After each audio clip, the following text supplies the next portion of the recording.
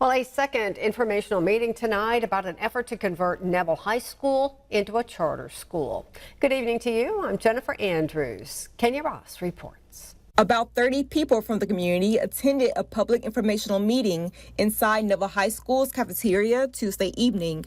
The Neville Charter Association hosted discussions about the school possibly becoming chartered. Supporters say becoming a charter school would benefit the students. This is a community school. The basis of a charter school is to be a community-based school, a site-focused school, and the input from the community is extremely important to us because we want to base how we run this school and how we set this school up to succeed based on the needs of the Neville community itself. The association presented a frequently asked question sheet to attendees, listing some of the advantages the school will gain if converted to charter status. The group also laid out permission forms from the State Department of Education on the cafeteria tables.